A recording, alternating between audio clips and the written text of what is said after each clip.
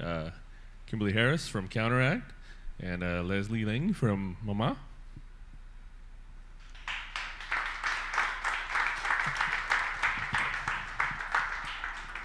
Test, test. Hot mic. Hot mic. I'm from Rose's turn, just so you know. I'm the last one. I'm so sorry. I don't want to take credit for the camera. Okay, my apologies. Kimberly Harris from Rose's turn. Yeah. I was given fake news. So I guess just first, I'll tell you what, I'm going to stand on this side and then you both can share a mic. Switch. All right. That'll make it easier to pass the mic. If you want to do a better job than I did of introducing yourself and your involvement in the projects you were with. Okay, I'm Leslie Lange, and I directed Mama, or Mama, depends if you're angry. I'm Kimberly Harris, and I wrote and directed Rose's Turn. Okay. Welcome. Glad to have you. So just if you want to just quickly talk about some of the inspiration. I know, for example, you did the directing. Yeah. If you wanted to talk kind of about some of the inspiration, how you got involved in the project, and kind of some of the fun that was involved with that. Okay, sure. I am part of a group of women called Dames in Film, and I was brought on to direct Mama by screenwriter Corey Barnett, who is a Latina, and she wanted to bring more of a Latina and women and diversity in front of the screen, and that's what Dames in Film does as well. The group of us are involved in various things of acting and directing and writing and podcasts and things like that, just to try to get more women and diversity in front of all different types of media. And so we were brought onto this, and one of the things that Corey wanted as the writer, she said, I want to have it all female cast and crew.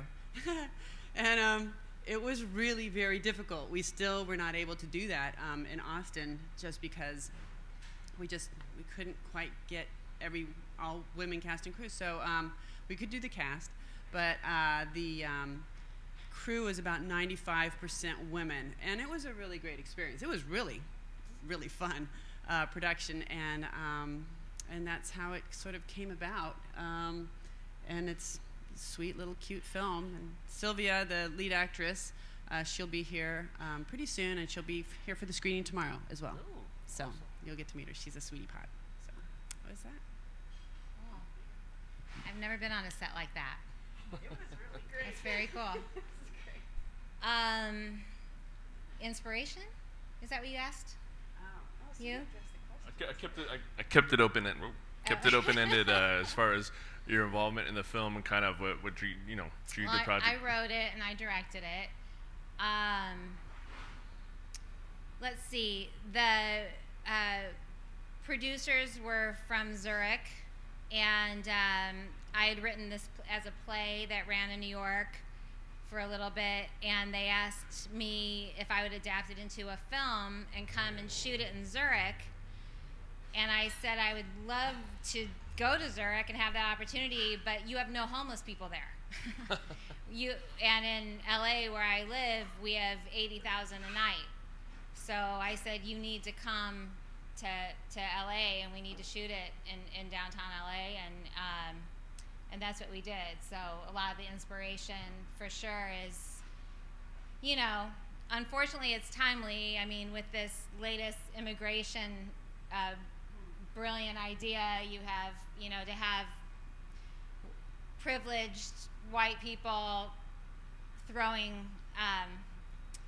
less privileged people out on the street is a metaphor that I didn't intend, but it's becoming, unfortunately, a little bit more timely. I'm feeling very guilty because I've got my Tom Ford sunglasses right here, so I'm kind of hide those. I'm white too, but yeah. So if you feel comfortable, talk about some of the challenges as far as production, maybe location, or all the fun stuff that kind of goes into making a film come together, even if it is sometimes in post-production fun as well.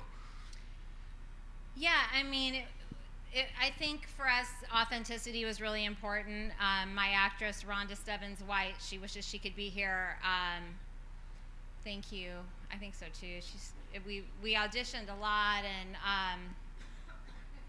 I'm kind of methody. I'm Actors Studio, and we really went out into the streets, and I've worked with a lot of homeless people. So it's just very important that we represent some real stories without going into what's real and what's not, and just try to really represent a life and a sensibility of a life of someone that's living in those circumstances, and also, hit upon the homeless artist, because I think as artists there's a homelessness that kind of goes with our soul a little bit, and she was able to tap into that as well. So that was a good challenge. It was a positive challenge. Yeah. It worked, definitely. Thanks. A challenge? That's the question. Challenge. What was our challenge? Production challenge. Or just I don't know. I think because we really wanted to make sure to pay everyone. I think money was like one of the biggest challenges. I mean, but that's not anything new. Money is always a challenge, and so I know people were going to, donating food is always great, and I think money was just like, come, man. Just even for sometimes a simple short. I mean, if you cut costs in certain ways, it's just going to show. So you really have to figure it out. You got to sort of shoot lean sometimes. So a chocolate ain't free. Shooting lean. So, but I think that was probably the biggest, and continues to be the biggest challenge. Is just trying to get, because there's always film festival submission fees, and all the post production stuff that you got to make sure. So I'd say money. Yeah. That's Okay, money. yeah, it's always a challenge. Yeah. This time I'd like to open up the floor for questions. Yes, ma'am. Hi. Hi, Melissa. Oh, that's a really great question. Oh, that's a really great question. Yeah, because I've normally, I've done about a half a dozen shorts, and so those have always been ones that I've written and directed. So for me to come on just as a director really was a challenge, because I was flattered to be brought on as a director, but that she also, I really was checking with the writer a lot, going, was this your vision for it? Was this your vision for it? Because I really wanted to be true to what she had. And I know I could have done a lot of other things, how it looked, or certain things, like everything about the production, it could have been different and for everyone's vision, whoever is the director, but because of the writer, I found it was an interesting way of using my brain to look at the film, for sure. Yeah. Yeah.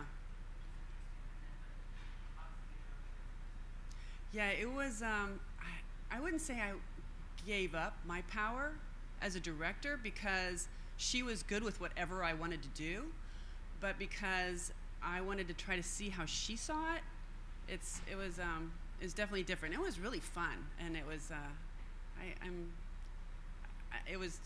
I was really flattered, and it was fun.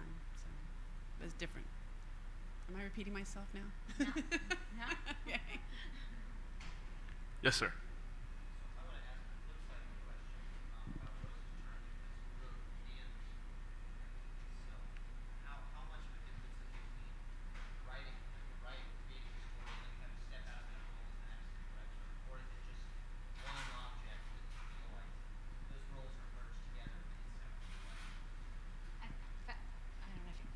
I felt like it was more one object. It was also my first film, so I think that as a coming at it as an actor and a playwright, and I coach actors as well. I work a lot through the actors, but yeah, I think it's more one object, like you said, that I'm implementing the vision creatively all at once instead of separating. I'm actually directing an original play now, and I know what you're talking about. That to make someone else's vision, it's more of a compromise than to just do your own directly. So with that said, then how do you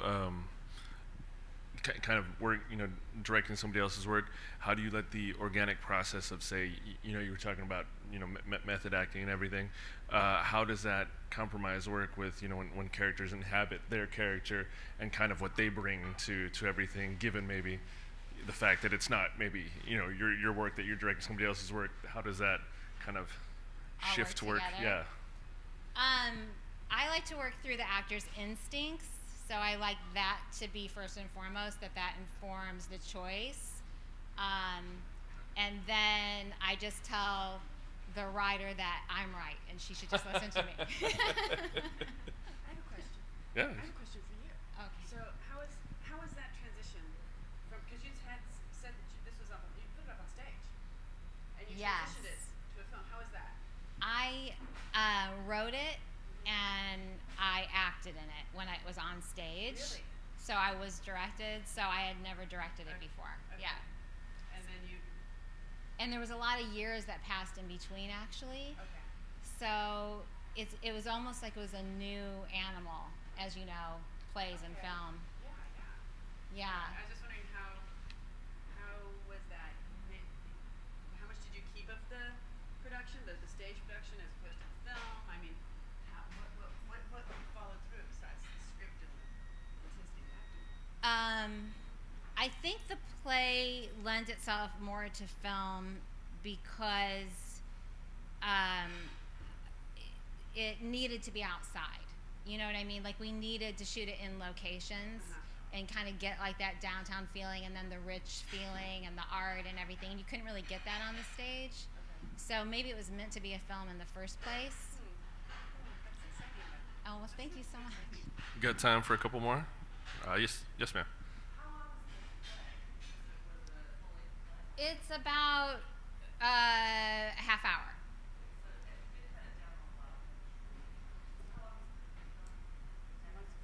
The film is 15. Yeah. Oh, well, thank you. Are there any investors in the room? I agree. Do we have any other questions? Yes, ma'am. Were you trying to give the viewers some kind of message about the homeless that you felt was authentic from your working with homeless?